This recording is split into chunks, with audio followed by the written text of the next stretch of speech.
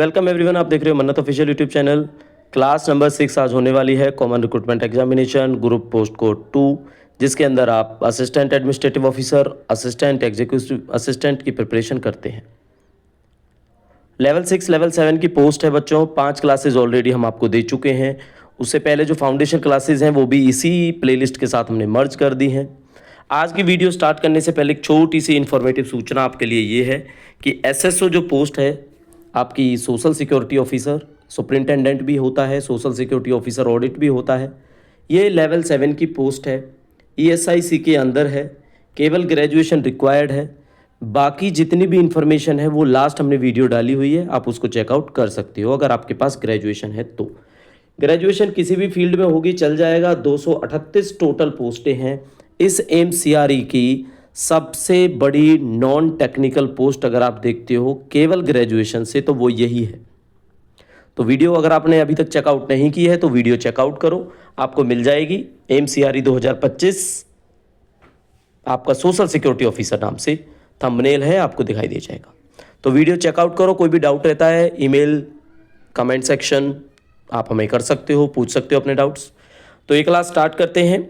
आज की class number 6 है और सीसीएस कंडक्ट रूल का 95% सिलेबस आज हम कंप्लीट कर देंगे इस क्लास के अंदर।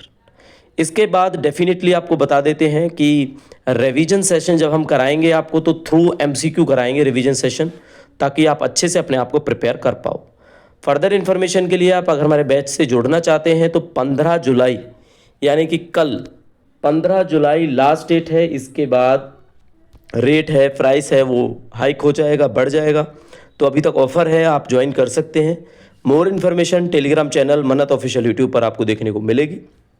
चलो जी स्टार्ट करते हैं। असिस्टेंट डब्ल्यू की क्लास नंबर 6 हेल्पफुल रहती है कोई भी एग्जामिनेशन जिसके अंदर सीसीएस रूल्स आता है, चाहे एनआईटी हो, पीजीआई हो, एसजीपीजीआई हो, आईआईटी हो या आपका हो एमसीआरई। तो पहला क्वेश्चन आपको एमसीक्यू फॉर्म में दिखाई दे रहा है, आपको बता देते हैं। 2-3 क्वेश्चन कराने के बाद हम क्लास स्टार्ट कराने वाले हैं। CCS conduct rule 1964 government servant should. आपसे पूछा गया है कि सीसीएस कंडक्ट रूल में एक गवर्नमेंट सर्वेंट को क्या करना चाहिए। मेंटेन करनी चाहिए एब्सोल्यूट इंटीग्रिटी, बिल्कुल ठीक है। Maintain devotion to duty at all time, बिल्कुल ठीक है, क्योंकि हमने थ्योरेटिकल सेक्शन आपको पढ़ाया उसमें ये पार्ट 2 के अंदर आता है। रूल 2 में जनरल है जो, उसके अंदर बताया जाता है एक गवर्नमेंट एम्प्लॉय को क्या करना चाहिए क्या नहीं करना चाहिए। तो उनको एक तो इंटीग्रिटी बना के रखनी होती है, एक डिवोशन टू ड्यूटी, अपने काम के प्रति उन्हें ईमानदारी से काम करना होता है, सजग रहना होता है, काम करना होता है। Maintain responsible and decent standard of conduct. अब कंडक्ट का मतलब होता है शिष्टाचार जो होता है, आचार विचार जो होते हैं, आप आचरण करते हो, लोगों से डीलिंग करते हो, ऑफिस में डीलिंग करते हो, तो वो जो है आपका रिस्पॉन्सिबल और डिसेंट स्टैंडर्ड होना चाहिए।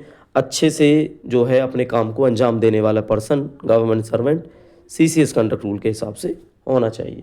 तो बेसिकली आप देखोगे इसका आंसर बच्चों डी हो जाएगा, ठीक है। तो यहाँ पे आप आंसर देखोगे डी है इसका आंसर। क्वेश्चन नंबर 2 देख लेते हैं। Consider the following statement on the basis of CCS conduct rules. अच्छा, ये स्टेटमेंट वाले जो क्वेश्चन होते हैं ना, इनको वही बच्चा कर पाएगा जो थ्योरेटिकल सेक्शन अच्छे से करता है, ठीक है। एक तो फैक्चुअल क्वेश्चन होता है, 4 ऑप्शन होते हैं, कौन सा ठीक है कौन सा नहीं ठीक है आप जज कर लेते हो। बट फैक्चुअल क्वेश्चंस के लिए क्या होता है, थ्योरी पढ़ना अच्छे से ज़रूरी होता है। तो जिन्होंने थ्योरी पढ़ी होगी वो इस क्वेश्चन को जवाब दे पाएंगे, और हम आपको अपनी क्लास के अंदर ये चीज़ पढ़ा चुके हैं। तो पहला पॉइंट है गवर्नमेंट सर्वेंट शुड, उनको क्या करना चाहिए, render prompt and courtesy, maintain political neutrality, act in accordance to government policies. 1 2 1 2 3 1 3 2 3 और आंसर होगा इसका 1 2 3। इसका मतलब यही होता है। बेसिकली हम आपको बता चुके हैं, आप देखोगे गवर्नमेंट पॉलिसीज़ को अगर किसी ने एक्ट करना है उसके हिसाब से 3A 3B 3C हमने आपको पढ़ाया था। अब आप ये कमेंट करके बताओगे कि act according to government policies को ऑब्जर्व करने वाला 3A है, 3B है या 3C है, ठीक है। पॉलिटिकल न्यूट्रलिटी बनानी होती है, प्रॉम्प्टनेस एंड कर्टसी बना के रखनी होती है। तो ये सारी चीज़ें हैं, तो आंसर हो जाएगा इसका बी। चलो थर्ड क्वेश्चन देख लेते हैं। आप कमेंट करना अगर आपको पता है इसके बारे में। CCS conduct rules apply to किस पर लागू होते हैं, हर एक पर्सन पर लागू होते हैं जो सिविल सर्विस ज्वाइन करता है, हर सिविलियन पर लागू होते हैं जो डिफेंस में ज्वाइन करता है, दोनों आएंगे या इनमें से कोई नहीं आएगा? तो देखो, conduct rule basically civil service पे लागू होते हैं, लेकिन आपको पता है डिफेंस में इंडियन एयरफोर्स हो, इंडियन आर्मी हो, इंडियन आपका नेवी हो, वहाँ पे भी सिविलियंस होते हैं। तो सिविलियंस के लिए एक बेटर ऑप्शन रहता है कि सीसीएस कंडक्ट रूल्स वहाँ पे फॉलो होते हैं। तो केवल डिफेंस में सिविलियंस में फॉलो होते हैं और सिविल सर्विस के अंदर फॉलो होते हैं, तभी इनको बोला जाता है सीसीएस। ठीक है, सीसीएस की फुल फॉर्म होती है, कमेंट करके आप हमें बताओगे। तो बच्चों इसका आंसर आ जाएगा आपका बोथ ए एंड बी। अब हमने 3 क्वेश्चंस आपको कराए हैं, बेसिकली अब क्लास की तरफ लेके चलते हैं। इसी तरह के क्वेश्चंस आपको नेक्स्ट टाइम देखने को मिलते रहेंगे हमारी क्लासेज में। तो रूल 15A तक हमने पढ़ाया था लास्ट क्लास में। ठीक है, क्या पढ़ाया था आपको? 15A। तो 15A क्या होता है? 15A होता है subletting of government accommodation and vacation of government occasion, ये हमने बता दिया था आपको। अब आता है रूल नंबर 16। रूल नंबर 16 में क्या है? Investment, lending and borrowing. कैसे इन्वेस्टमेंट करनी है, कैसे उधारी लेनी है, कैसे उधारी देनी है, ये होता है रूल नंबर 16 के अंदर। कंडीशंस हैं काफ़ी, पढ़ लो आप एक बार। कोई भी government servant shall speculate in any stock, share and other investment. साफ साफ लिखा हुआ है कि आप शेयर में, स्टॉक में, कोई और इन्वेस्टमेंट में पार्टिसिपेट नहीं करोगे, ऐसा माना जाता है। ठीक है, लेकिन इसमें एक चीज़ नोट करनी है, जो हमने आपको येलो हाईलाइट करी हुई है येलो कलर से। Nothing in this sub rule shall apply to occasional investment. एक होता है फुल टाइम इन्वेस्टमेंट, एक होता है ओकेजनल इन्वेस्टमेंट। जो स्टॉक के ब्रोकर्स होते हैं, स्टॉक के ऑथराइज पर्सन्स होते हैं, जिनके पास लाइसेंस होता है, जिनके पास सर्टिफिकेट होता है उस लॉ का, स्टॉक का, ठीक है, तो उनसे आप अगर ओकेजनली डील करते हो तो आप उसमें इन्वेस्ट कर सकते हो। ठीक है, तो वैसे तो नहीं कर सकते, बट कर कब सकते हैं, उन पर लागू नहीं होता अगर ऑथराइज्ड जो रजिस्ट्रेशन सर्टिफिकेट वाले आपके ब्रोकर्स हैं और पर्सन्स हैं जो ड्यूली ऑथराइज हैं, अगर उनके थ्रू आप स्टॉक के लिए अप्लाई करते हो, शेयर के लिए अप्लाई करते हो, इन्वेस्टमेंट में ट्राई करते हो, तो आप कर सकते हो। ठीक है, चलो 16 का 1 आपको समझ आ गया। 16 के 1 के बाद इसकी चलो एक एक्सप्लेनेशन है, इसको थोड़ा सा समझा देते हैं। Frequent purchase and sale of or both of shares, securities and other investments shall be deemed to be speculation within the meaning of sub rule। साफ साफ लिखा हुआ है कि अगर आप बार बार फ्रिक्वेंटली परचेज कर रहे हो, बेच रहे हो शेयर्स को, तो वो आपके इस सब रूल की स्पेकुलेशन के अंदर आते हैं, उनको इस सब रूल के अंदर माना जाता है। कौन से सब रूल के अंदर माना जाता है? इस रूल के अंदर, जिसमें क्या लिखा है कि कोई भी गवर्नमेंट सर्वेंट स्पेकुलेट नहीं करेगा किसी भी शेयर में, किसी भी स्टॉक में, किसी भी इन्वेस्टमेंट में। तो साफ साफ समझो आप, occasionally you can try but not frequent. कभी कभी कर सकते हो, वो भी स्टैंडर्डाइज्ड ऑथराइज्ड जो रजिस्टर्ड सर्टिफिकेट वाले पर्सन हैं, ब्रोकर्स हैं, उनके थ्रू। ठीक है, फ्रिक्वेंटली उनके थ्रू भी नहीं कर सकते, ओकेजनली कर सकते हो बस आप। तो ये नोट के अंदर समझाना था, एक्सप्लेन करना था। अब देखेंगे इसका पॉइंट 2। किसका पॉइंट 2 है बच्चों? ये रूल नंबर 16। रूल नंबर 16 क्या बताता है आपको? इन्वेस्टमेंट, लैंडिंग और बोरोइंग के बारे में। तो देखिए 2 का point 1, no government servant shall make or permit any member of his family or any person acting on his behalf to make an investment which is likely to embarrass or influence him in the discharge of his official duty।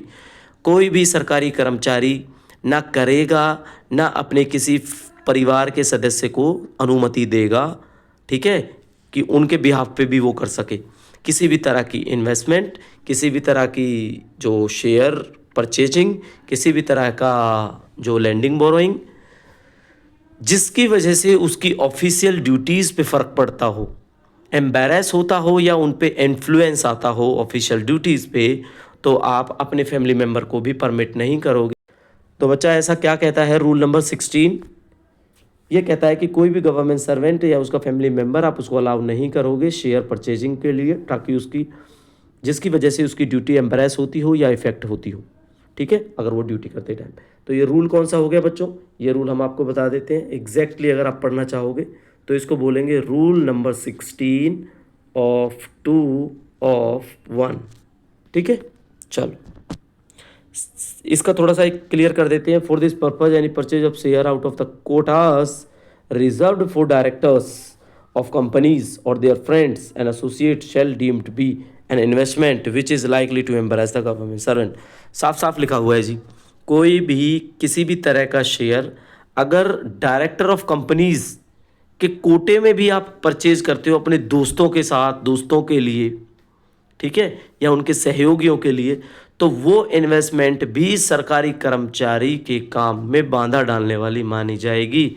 ये समझ लेना, ये इसकी explanation है कि कौन सी ऐसी चीज़ है जो एम्बेरस और इन्फ्लुएंस कर सकती है to the discharge of his official duties. ठीक है, in the discharge of his official duties. तो ये आपको क्लियर कर दिया। चलो जी, नेक्स्ट पॉइंट देखते हैं जिसमें आपको समझाना है कि कोई भी गवर्नमेंट सर्वेंट चाहे वो इन्वॉल्व हो किसी भी डिसीजन मेकिंग प्रोसेस में, किसी रेट को फिक्स करने में, of an initial public offering. ठीक है बच्चों, ये होता है IPO, सुना होगा ये वर्ड आपने, इनिशियल पब्लिक ऑफरिंग, और follow up public offering of shares of a centrally public sector enterprises. जो भी पब्लिक सेक्टर इंटरप्राइजेज हैं, PSC हैं, PSU हैं, अंडरटेकिंग्स हैं, इनके लिए कोई भी government servant decision making process में रेट फिक्स करने वाली में IPO के आप अप्लाई नहीं करोगे। चाहे खुद हो या कोई आपकी फैमिली का मेंबर हो या कोई भी पर्सन है जो आपकी तरफ से काम कर रहा हो, for the allotment of shares in the IPO और follow up public offerings of such central public sector undertaking. ठीक है जी, तो ये क्लियर कट इन्होंने मना कर दिया कि कोई भी पब्लिक सेक्टर अंडरटेकिंग के अंदर जब भी फिक्सेशन ऑफ प्राइस की बात आती है IPO की, या आती है फॉलो अप पब्लिक ऑफरिंग्स की, किसकी, शेयर की, तो क्या करोगे आप, आपकी तरफ से कोई एक्टिंग पर्सन, आपकी कोई फैमिली का मेंबर, तो वो उसको अलाउ नहीं किया जाता, उनको नहीं पार्टिसिपेट करना चाहिए उस चीज़ के अंदर। ठीक है, चलो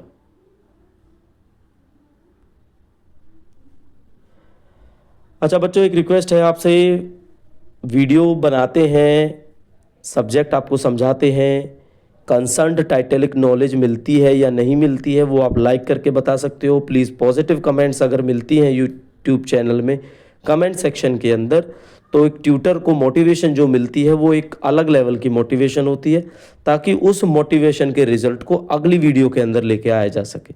ठीक है, तो अभी तक अगर method of teaching, way of teaching अगर आपको अच्छा लगा, आपको कुछ हमने समझाया और वो समझ आया, तो लाइक करके चलें और हमें बताते चलें। If any question arises whether any transaction is out of nature referred in sub rule number 1 और sub rule 2 decision of government there shall be final। ये देखो एक बेसिक सी बात है, पहले और दूसरे में आपको ऑप्शन दिए कि भाई आप फैमिली मेम्बर कोई भी अलाउ नहीं करेगा, चाहे बोर्ड ऑफ डायरेक्टर्स, जो डायरेक्टर्स ऑफ द कंपनीज हैं उसके भी सहयोगी हो, या ठीक है बच्चों आपकी तरफ से कोई नहीं करेगा। तो इसमें जो है आपको फिर भी अगर गवर्नमेंट का कोई डिसीजन आता है तो उसको फाइनल माना जाएगा, ये बेसिक सी बात है। किसी भी रूल के बाद आप लिख सकते हो as may be deemed fit by the government thereof, तो वो है क्या है आपका डिसीजन शैल बी फाइनल, तो वो फाइनल होता है। फोर्थ जो रूल है इसका 16(4)(3), इसको बोलेंगे हम रूल नंबर 16 ऑफ 4 ऑफ 1। इसमें क्या है, कोई भी गवर्नमेंट सर्वेंट चाहे वो ordinary course of business with in a bank, चाहे वो बैंक के साथ कोई बिजनेस करता है या कोई पब्लिक की लिमिटेड कंपनी है, खुद करता है या उसके परिवार का कोई आदमी करता है, तो वो नहीं कर रहा, इसीलिए पहले नो लिखा हुआ है। ठीक है, ऑन हिज बिहाफ। किस मसले में, मसला समझा देते हैं आपको, लैंड करना हो, बोरो करना हो, डिपॉजिट करना हो मनी, ठीक है, तो उस केस में आपसे बताया गया है कोई भी ऑफिशियल डीलिंग, पेक्यूलिनरी ऑब्लिगेशंस। ये पेक्यूनरी क्या होता है हमने आपको पहले भी बताया था, पेक्यूनरी होता है रिलेटेड टू मनी, धन संबंधी कोई भी ऑब्लिगेशन अगर लगती है तो उससे संबंधित ये है कि उसको अलाउ नहीं किया जाता है। सेकंड पॉइंट में क्या है, lend money to any person at interest or in any manner whereby return in money or is any kind of charge or paid। साफ साफ लिखा हुआ है, उधार भी नहीं दे सकते आप किसी पर्सन को, किसी बैंक में, किसी किसी उस तरीके से जिसकी वजह से आपको रिटर्न मिलता हो, तो ये काम आप नहीं करोगे एज पर कंडक्ट रूल।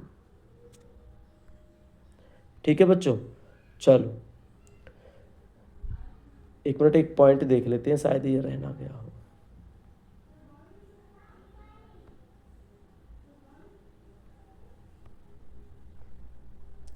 ये नोट समझा देते हैं। गवर्नमेंट सर्वेंट में गिव टू और एक्सेप्ट फ्रॉम अ रिलेटिव और पर्सनल फ्रेंड ए प्योरली टेम्पररी लोन।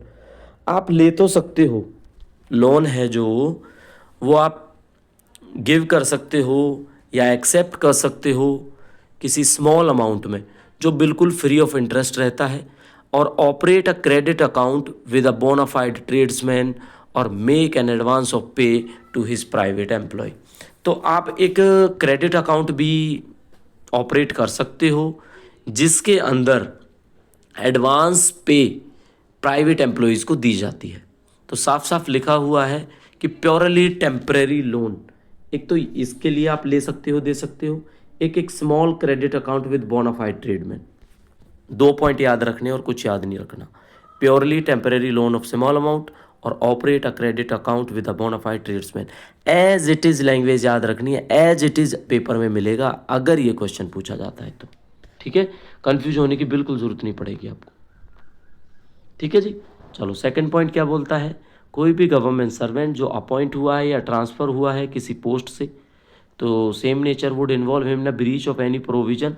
अगर रूल नंबर 2 और सब रूल नंबर 2 और सब रूल नंबर 4 कोई प्रोविजंस को कोई ब्रेक करता है, जिसका रिसेंटली अभी अपॉइंटमेंट हुई है या ट्रांसफ़र हुआ है, तो क्या होगा, उसको जो भी सरकमस्टांसेस हैं, वो अथॉरिटी आपकी जो भी होगी उसको ऑर्डर के हिसाब से आपको चलना पड़ेगा। ठीक है, मान लो आप इन्वॉल्व थे उन चीज़ों में, सब रूल 2 और सब रूल 4 में जो ये चीज़ें आपको बताई लैंड करने बोरो करने वाली, अगर आप इनमें इन्वॉल्व हो तो क्या करना पड़ेगा, आपके जो भी सरकमस्टांसेस हैं, जो भी सिचुएशंस हैं, वो अपनी अथॉरिटी है जो प्रेस्क्राइब्ड, जो आपकी हायर अथॉरिटी है, उसको बताना पड़ेगा कि आपने ऐसा क्यों किया। ठीक है, और फिर जो ऑर्डर निकलेंगे उसके हिसाब से आपको काम करना पड़ेगा। ऑर्डर में हो सकता है सस्पेंशन निकले उस एम्प्लॉय का, ऑर्डर में हो सकता है कुछ फाइन निकले उस एम्प्लॉयज़ का, ऑर्डर में हो सकता है एक इंक्रीमेंट विड्रॉ कर लिया जाए उनका, ऑर्डर में हो सकता है उनकी प्रमोशन को रोक लिया जाए। तो वटेवर जो भी रीजंस होंगे उनके हिसाब से जो फाइनल डिसीजन होगा गवर्नमेंट का वो आपको मानना पड़ेगा, अथॉरिटी का। ठीक है जी, चलो अब आ जाता है नया रूल की बारी, जिसमें आएगा इंसॉल्वेंसी एंड हैबिचुअल इनडेटनेस। देखो, इंसॉल्वेंसी का मतलब होता है दिवालियापन। दिवालियापन का मतलब दीवानापन नहीं होता, दिवालियापन का मतलब है कि कंगाल हो गया वो पर्सन, उसके पास कुछ नहीं बचा। हैबिचुअल इनडेटनेस, हैबिचुअल मतलब उसकी तो हैबिट है कर्जे में रहने की। तो ये वाले जो काम हैं उनके लिए रूल नंबर 17 बनाया गया, रूल नंबर 17 बनाया गया। क्या कहता है समझाते हैं आपको। कोई भी government servant so manage his private affairs as to avoid habitual indebtedness or insolvency. भाई कुछ भी करो, सरकारी कर्मचारी हो तो ऐसा काम करो जिसकी वजह से आप, जो आपकी आदत है कर्जे में रहने की, आप उससे छुटकारा पा सको, आप उसको मैनेज कर सको। आप कोई ऐसा काम ना करो जो आपके पैसे डूब जाएं, आप इंसॉल्वेंसी की तरफ चले जाओ। ठीक है, दूसरा पॉइंट है इसके अंदर, अ government servant against whom an illegal proceeding is instituted for the recovery of any debt due to him for adjourning him as an insolvent shall forth report the full fact to the legal proceeding of the government। सीधी सीधी बात है, अगर ऊपर वाली बात आपने नहीं मानी तो जो नीचे वाला डिसीजन होगा, लीगल प्रोसीडिंग्स जो आप पे चलेंगी, उसका ब्यौरा आपने फुल बताना पड़ेगा गवर्नमेंट को। ठीक है, कैसे कि अगर आप पाए जाते हो किसी भी तरह के कर्जे की रिकवरी के दौरान, या एडजर्जिंग करते टाइम मिलते हो आप, अपने आप को इंसॉल्वेंट, मतलब आप एक तरह से उनको इंसॉल्वेंट मिलते हो, तो वो रीजंस आपको बताने पड़ेंगे, ठीक है।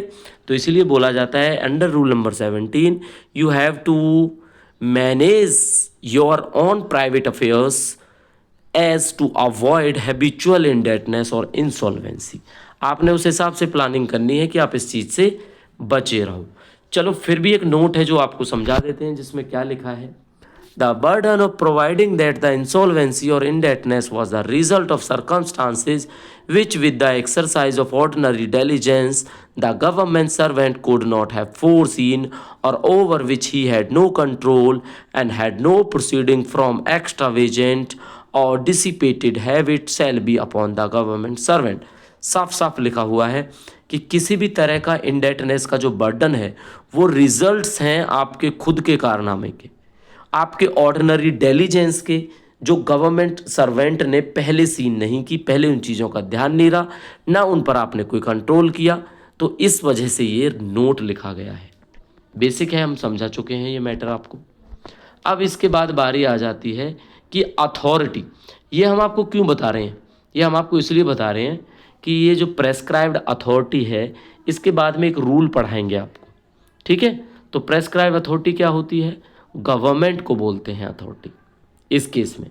क्यों, क्योंकि गवर्नमेंट सर्वेंट कोई भी जो ग्रुप ए की पोस्ट होल्ड करता है, ठीक है, ए की पोस्ट होल्ड करता है, उसके लिए प्रेस्क्राइब्ड अथॉरिटी गवर्नमेंट होती है।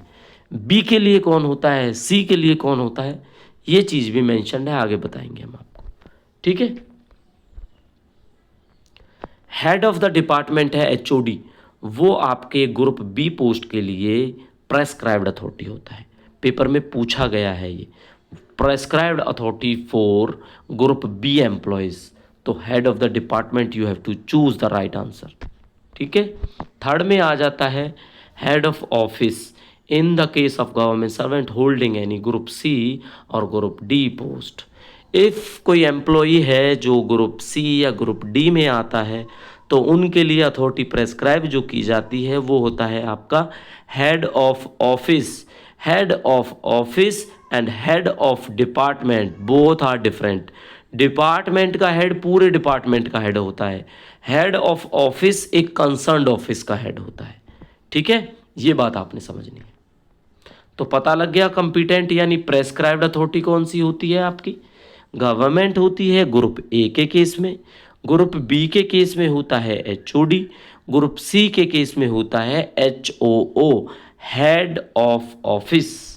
Is it clear, hopefully crystal clear हो गया होगा। बी पॉइंट समझते हैं, अगर कोई गवर्नमेंट सर्वेंट फॉरेन सर्विस पे है, पूछा गया क्वेश्चन है, तब कौन होगा उसके लिए प्रेस्क्राइब्ड अथॉरिटी, या वो डेपुटेशन पे चला जाता है किसी मिनिस्ट्री में, किसी डिपार्टमेंट में, तो जो पेरेंट डिपार्टमेंट है उस गवर्नमेंट एम्प्लॉयज़ का और जिस मिनिस्ट्री के वो अंदर आता है, वो होगी उसके लिए एडमिनिस्ट्रेटिव सबऑर्डिनेट अथॉरिटी, ठीक है। मतलब वो उसके लिए, उसके कैडर के लिए प्रेस्क्राइब अथॉरिटी का काम करती है, as in case of a government servant whose are on foreign service, who are on foreign service और ऑन डेपुटेशन, ठीक है। चल, हो गया आपको क्लियर। सीसीएस कंडक्ट रूल 1964 के अंदर अब हम आपको पढ़ाने वाले हैं रूल नंबर 18। रूल नंबर 18 में क्या है, मूवेबल, इमूवेबल और वैल्यूएबल प्रॉपर्टीज़ के बारे में आपसे पूछा जाता है। मूवेबल, इमूवेबल, वैल्यूएबल क्या होती हैं, उसका एक बेसिकली हम आपको बताएंगे भी उसके बारे में। वैसे मूवेबल, इमूवेबल और वैल्यूएबल का अगर मतलब समझो तो वो प्रॉपर्टी जो आप मूव कर सकते हो, ज्वेलरी है, आपका कुछ भी है चाहे, जो आप मूव कर सकते हो, दैट इज़ मूवेबल। इमूवेबल कौन सी चीज़ होती है, जैसे आपकी प्लॉट्स हैं, लैंड है, तो लैंड रिकॉर्ड वगैरह ये सब आपका इमूवेबल प्रॉपर्टी के अंदर आता है। तो मूवेबल और इमूवेबल प्रॉपर्टीज़ का कुछ ब्यौरा होता है जो गवर्नमेंट सर्वेंट को देना पड़ता है। क्या क्या कंडीशन है, कौन सी कैटेगरी है जिनको ये चीज़ें गवर्नमेंट को ईयरली एक बार बतानी होती है, डिस्कस करेंगे रूल नंबर 18 के अंदर। तो देखिए रूल नंबर 18 में क्या है। रूल नंबर 18 में है आपका मूवेबल, इमूवेबल और वैल्यूएबल प्रॉपर्टीज़ के बारे में। तो जिसका फर्स्ट रूल क्या कहता है, every government servant shall on his first appointment to any service or post submitted a return to of his assets and liabilities in such form as being prescribed by the government giving the full particulars regarding. आपकी पहली appointment हो चाहे या हो आपकी service, इस duration के अंदर अंदर आपको जैसे इनकम टैक्स का रिटर्न भरते हैं हम लोग, ऐसे ही अपने एसेट्स का, लायबिलिटीज़ का आपको गवर्नमेंट को ब्यौरा देना होता है कि कितनी आपके पास मूवेबल है, कितनी आपके पास इमूवेबल है, कितनी आपके पास वैल्यूएबल प्रॉपर्टी है। ठीक है, तो चलो देखते हैं क्या क्या पॉइंट्स हैं। पहला पॉइंट है मूवेबल प्रॉपर्टी जो आपने इनहेरिट करी है। तो अगर मैं आपको नोट कराने वाली बात बोलूँ तो आप यहाँ तक नोट करो बस। कौन सी आपने इनहेरिट करी है, कौन सी आपने ओन करी है और कौन सी आपने खरीदी है। ठीक है, कौन सी को आप लीज पर रखते हो, कौन सी को आप मॉर्टगेज पर रखते हो। ठीक है, या तो आपके खुद के नाम पर हो या आपके परिवार के किसी सदस्य के नाम पर हो जो आपके परिवार का मेंबर है, उसका ब्यौरा आपको देना पड़ता है। ठीक है जी, क्लियर हो गया। दूसरा है कोई शेयर है, डिबेंचर है, कैश है जो बैंक में डिपॉजिट है, जो आप खुद इनहेरिट करते हो या आप ओन करते हो, एक्वायर करते हो, या तो भाई आपको विरासत में मिला वो शेयर या डिबेंचर या कोई कैश। तो everything you should have to produce before the government on your first appointment to any service or post submit return of his assets या लायबिलिटीज। तो ये आपको बताना होता है। सी पॉइंट में होता है कोई भी मूवेबल प्रॉपर्टी है जो आप खुद इनहेरिट करते हो, खुद ओन करते हो या एक्वायर करते हो, सीधी सी बात यही है। तो इन तीनों पॉइंटों को क्लियर कर देते हैं। एक तो प्रॉपर्टी का हो गया मूवेबल का, एक हो गया मूवेबल का, एक हो गया आपका शेयर्स का, डिबेंचर्स का और कैश का। ठीक है जी, is it clear? Sorry. Point number D देखते हैं। Debts and other liabilities incurred by him directly or indirectly. कोई भी कर्जा है, कोई भी अगर देनदारी है, लायबिलिटी है आपकी, तो उसको आप डायरेक्टली इनडायरेक्टली जैसे भी डील करते हो आपको क्या करना पड़ेगा, गवर्नमेंट को फुल पार्टिकुलर्स देने होंगे, पूरी डिटेल्स देनी होगी, समझाना होगा। ठीक है बच्चों, चलो मूवेबल वैल्यूएबल का एक और पॉइंट है। Every government servant belonging to any service और होल्डिंग एनी पोस्ट। पहले पॉइंट में तो बताया था किस चीज़ का ब्यौरा देना है। दूसरे पॉइंट में 18 के दूसरे पॉइंट में आपको समझाते हैं कि ग्रुप ए या बी एम्प्लॉय हो तो उनको अपना एनुअल रिटर्न एक प्रेस्क्राइब्ड फॉर्म होता है जिसके अंदर बताना होता है पूरी डिटेल्स के साथ कौन सी प्रॉपर्टी आपकी मूवेबल है, कितने रुपए की है, कब आपने इनहेरिट करी, कैसे आपने ओन करी, एवरीथिंग आपको बताना पड़ता है। चाहे वो आपके नाम हो, चाहे आपकी वाइफ के नाम हो, चाहे आपके फादर के नाम हो, मदर के नाम हो या एनी अदर फैमिली मेम्बर्स। ठीक है, जो आओगे उस फैमिली में रहते हैं तो उसका ब्यौरा आपको देना पड़ता है। No government servant shall except with the previous knowledge of the prescribed authority acquire dispose of any movable property. सीधा सीधा लिख दिया। देखो जी, 18 का जो था पहला पॉइंट, इसके अंदर दो पॉइंट थे 1 और 2, आपको पता लग गया ब्यौरा देना है। अब आ गया 18 का 2 के अंदर क्या है, 2 के अंदर यही है अगर आप उसको खरीद रहे हो, बेच रहे हो, डिस्पोज कर रहे हो, खरीद रहे हो, खरीदते टाइम भी आपने सरकार को बताना है। जब आप परचेज करोगे ना तो आप एक एनओसी लोगे, आप इन्फॉर्म करोगे कि ये प्रॉपर्टी मैं इतने रुपए की खरीद रहा हूँ, इतने मेरे पास सेविंग है, इतना मैंने लोन लिया है, तो पूरी डिटेल्स आपको देनी पड़ती है। तो ये रूल नंबर 2 है इसका, 18 का सब रूल 2। 3 में देख लो क्या होता है। कोई भी गवर्नमेंट सर्वेंट मूवेबल प्रॉपर्टी अपने नाम कराता है, परिवार के नाम कराता है, तो 1 महीने के अंदर अंदर उस ट्रांजेक्शन के आपको अपनी अथॉरिटी को बताना होता है। ठीक है, if the value of such property exceed 2 month basic पे ऑफ द गवर्नमेंट सर्वेंट। सीधी सीधी बात है, अगर आपकी बेसिक पे मान लो 45,000 है, प्रॉपर्टी लगभग 90,000, इस तक तो बताने की लोड़ नहीं है, लेकिन 90,000 से ज़्यादा कुछ भी अगर है तो उसका 1 महीने के अंदर अंदर उस ट्रांजेक्शन का आपको गवर्नमेंट को बताना पड़ता है जो आपने खर्चा करा है मूवेबल या इमूवेबल प्रॉपर्टीज़ के नाम पर। ठीक है जी, government servant or prescribe authority may at any time by general or special order require a government servant to furnish within a period specified in the order full complete statement. अब देखो statement ये वही हो गया कि prescribe authority को किसी भी टाइम, मतलब आप एम्स के अंदर जॉब करोगे, आप नेटर के अंदर जॉब करोगे, आप आईआईटी के अंदर जॉब करोगे, किसी भी इंस्टीट्यूट के अंदर जॉब करोगे, तो वो किसी भी टाइम कोई ऑर्डर निकाल के आपसे पूछ सकता है कि भाई अपनी डिटेल्स फर्निश करो, बताओ हमें आपके पास कितनी मूवेबल है, कितनी मूवेबल है, कितनी वैल्यूएबल प्रॉपर्टी है। तो आपको देना पड़ेगा। ये रूल 18 सब रूल 4 बोलता है। पेपर में पूछा जाए कौन सा रूल है, तो 18 सब रूल 4 है बच्चों। ठीक है जी। अब क्या है, गवर्नमेंट एग्जेम्प्ट कर सकती है ग्रुप सी और डी वालों को कि आप हमें इंफॉर्मेशन दो इस चीज़ की। जैसे ए और बी से तो एनुअली मांगा जाता है, मूवेबल इमूवेबल की डिटेल्स फॉर्म में भर के दो हमें, लेकिन सी और डी को एग्जेम्प्ट कर सकती है सरकार। तो अभी तक ऐसा ही होता है, सी और डी से कोई प्रॉपर्टीज़ का अभी तक नहीं पूछा जाता। हाउएवर, अगर cabinet secretariat department of personal, जिसके अंदर ये रूल्स बनाए जाते हैं, क्या बोलते हैं उसको, डीओपीटी बोलते हैं, department of personal and training, अगर ये कोई ऑर्डर निकाल के बोल देते हैं कि इनको भी देना है तो देना है। अभी तक नहीं है ऐसा। ठीक है, चलो ये क्लियर हम कर ही देते हैं आपको कि कौन सा मूवेबल, कौन सा वैल्यूएबल, सॉरी मूवेबल कौन सा है। तो देखो जी, एक तो आपकी ज्वेलरी मूवेबल है, एक इंश्योरेंस पॉलिसी मूवेबल है, एक आपका एनुअल प्रीमियम है जो आपका 42, जो आपका 2 मंथ, सॉरी ये 42 नहीं है बच्चों, ये थोड़ा सा गलत हो गया, जो ये 2 मंथ की बेसिक से ज़्यादा अगर हो जाता है आपका कोई भी एनुअल प्रीमियम डिबेंचर्स पे, सिक्योरिटीज़ पे या शेयर्स पे, तो उसकी इन्फॉर्मेशन मूवेबल के अंदर आती है, तो उसको भी हम मूवेबल प्रॉपर्टी बोलते हैं। ठीक है, कोई भी लोन है, सिक्योर्ड हो, एडवांस हो या लिया हो, तो उसकी ब्यौरा देना होता है। मोटर कार है, मोटरसाइकिल है, हॉर्स है। कहने का मतलब ये है कि कल को आप बाइक अगर ख़रीदते हो ना, तो एज पर रूल ये बोलते हैं कि आप एक बार गवर्नमेंट को इन्फॉर्म करो कि ये बाइक मैं परचेज़ कर रहा हूँ। ठीक है, रेफ्रिजरेटर, रेडियोग्राम्स, टेलीविज़न सेट्स, इनका भी देना होता है। ये भी मूवेबल है भाई, मूव कर सकते हैं ना ये, इसीलिए ये मूवेबल प्रॉपर्टीज़ हैं। चलो, अब सारे बच्चे सोच रहे होंगे कि गवर्नमेंट सर्वेंट बनने में तो लग रहा है घाटा है। रूल बने ज़रूर हैं, लेकिन रेस्ट्रिक्शन इतनी नहीं है। होती है restrictions,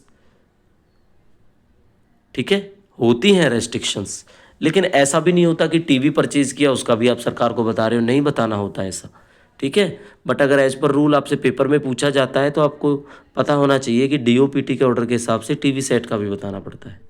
restriction in relation to acquisition and disposal of immovable property outside India, ये 18 के बाद 18A है कि विदेशियों के साथ ट्रांजैक्शन कैसे करनी है और बाहर कोई प्रॉपर्टी खरीदनी या बेचनी कैसे है। तो भैया सीधी बात है, पहले तो ये मना कर देंगे कि किसी भी प्रियर अप्रूवल के बिना आप ये काम नहीं करोगे, ना एक्वायर करोगे, ना परचेज करोगे, ना लीज पे रखोगे, ना गिफ्ट में लोगे, ना आपको फैमिली मेम्बर लेगा, ना आपका कोई रिश्तेदार, नॉट अ रिश्तेदार, मेंबर। ठीक है, कोई फैमिली मेम्बर, कोई भी आउटसाइड द इंडिया प्रॉपर्टी नहीं ले सकता। अगर उसको डिस्पोज करते हो जो ली हुई है बाई सेल, मोटिस, गिफ्ट या किसी भी तरह से, तो भी ये चीज़ अलाउ नहीं है। ठीक है, तो भी ये चीज़ अलाउ नहीं होती है आपसे आउटसाइड द इंडिया। ठीक है, उनको अगर आप डिस्पोज कर रहे हो, सेल कर रहे हो, कुछ भी कर रहे हो, तो ये चीज़ नहीं होती allow. Vindication of act and character of the government servant, government servant के जो करेक्टर है आप उसको विंडिकेट नहीं कर सकते, उसको डिफेम नहीं कर सकते। कैसे नहीं कर सकते, कि किसी भी कोर्ट में या प्रेस में, ऑफिशियल एक्ट के अंदर आप कोई भी किसी पर इतनी आलोचनात्मक एडवर्स क्रिटिसाइज नहीं कर सकते, उसको डिफेमेटरी करेक्टर का नहीं बोल सकते। ऐसा मेंशन है rule number 19, that is vindication of acts and characters of the government servant. छोटा सा एक्ट है, 2 लाइनें हैं, याद होनी चाहिए। मुझे लगता है एक ही लाइन है शायद। ठीक है, चलो 2 लाइन है, दोनों पढ़ देते हैं। नोट में लिखा हुआ है, अगर कोई गवर्नमेंट सर्वेंट इस तरह की कोई परमिशन नहीं लेता है तो 3 महीने के अंदर अंदर वो अपनी रिक्वेस्ट गवर्नमेंट को दे और वो बताए। ठीक है, इस बारे में क्लियर हो गया आपको। सेकंड पॉइंट क्या कहता है, deemed to prohibit a government servant from vindication, कोई भी रूल, इस जो सब रूल है वो उसके प्राइवेट कैरेक्टर को या उसके किसी भी काम को प्राइवेट कैपेसिटी में डिफेम करने के लिए आपको अलाउ नहीं करता है। ये बात इसके अंदर मेंशन है। तो रूल नंबर 19 में 2 ही पॉइंट हैं, दोनों के दोनों आपने पढ़ने। कोई डाउट रहता है तो हम हमसे आप पूछ सकते हैं, ठीक है। Vindication is private character and enacted in private capacity in taken as the, चलो क्लियर हो गया। Enter into any transaction with any foreigner, foreign government, इसमें अब जब नो पहले लिख दिया ना तो जितने भी पॉइंट आएंगे सारे नेगेटिव पढ़ेंगे हम। तो ना आपने ट्रांजेक्शन करनी है फॉरेनर्स के साथ, फॉरेन गवर्नमेंट के साथ, फॉरेन ऑर्गेनाइजेशन। तो क्वेश्चन क्या बनता है, without any prior approval to government, government के परमिशन के बिना ऐसा कुछ भी आप लोग नहीं करोगे। अब देखो एक्विजिशन हुआ, परचेज हुआ, कुछ भी हुआ, ठीक है, फैमिली मेम्बर के नाम हुआ या आपके परिवार के किसी सदस्य के नाम हुआ, तो ये वाले काम के लिए आपको अलाउ नहीं करते हैं। ये सारे के सारे पॉइंट्स तो हम आपको थोड़ी देर पहले बता चुके हैं, चाहे सेल करना हो, मोर्टगेज करना हो, गिफ्ट देना हो, अदरवाइज ये फॉरेनर के केस में है तो ये भी मना किया गया है, कट लगा देते हैं इस पर हम, ठीक है। चलो एक रूल नंबर 20 है, टोटल 25 रूल हैं आपके बच्चों, 20वें पे हम पहुंच चुके हैं, इसलिए हमने बोला आप 95% हम सिलेबस करवा देंगे, और बड़े जो रूल है वो हम करा चुके हैं। एक मैरिज एज वाला और आता है 21 में, उसमें और थोड़ा सा डिस्कशन रहेगा, बाकी छोटी वीडियो के अंदर ख़त्म हो जाएगा नेक्स्ट क्लास में। इसके अंदर बच्चों एक चीज़ लिखी है, कन्वेसिंग ऑफ नॉन ऑफिशियल और other outside influence, rule number 20 है, जिसमें बोलते हैं कि कोई भी इन्फॉर्मेशन किसी भी दबाव में किसी के कहने से आपने कन्वेस नहीं करनी है, शेयर नहीं करनी है। आपका रूल नंबर 20 में इतनी ही लाइन है, बस आपने इतना ही पढ़ना है। No government servant shall bring or attempt to bring any political or other outside influence to bear upon any superior authority to further his interest in respect of matter pertaining to his service under the government. Government के अंदर आपके service period के अंदर जो भी चीज़ें matters हैं वो कोई भी आपने किसी बाहरी दबाव में, पॉलिटिकल दबाव में किसी के सामने भी प्रस्तुत नहीं करने हैं, ऐसा बोला जाता है rule number 20 CCS conduct rule 1964 के अंदर, कन्वेसिंग ऑफ नॉन ऑफिशियल्स और अदर आउटसाइड इन्फ्लुएंस। ठीक है बच्चों, अब ये क्लास आपको कैसी लगी, डेफिनेटली ट्रू कमेंट आपने करके जाना है। नेक्स्ट हम क्लास बड़े ज़बरदस्त तरीके से आपको करवाएंगे, क्लासें हमारी MCQ सेशन भी हम आपको करवाएंगे, ठीक है। तो 1 मंथ के टाइम के अंदर अंदर जितना रिक्वायर्ड सिलेबस है हम आपका कंप्लीट करवा देंगे। इससे संबंधित PDF जो भी होती हैं, जो भी नोट्स अगर इसके बनते हैं, जो भी MCQs इसके होते हैं, जो भी मॉक्स हम बनाते हैं इन क्वेश्चंस के संबंधित, सारे के सारे बैच 2.0 वाले बच्चों को MCRE 2025 बैच में मिलते हैं। बैच को ज्वाइन करना है तो लास्ट डेट कल तक है, 15 जुलाई तक।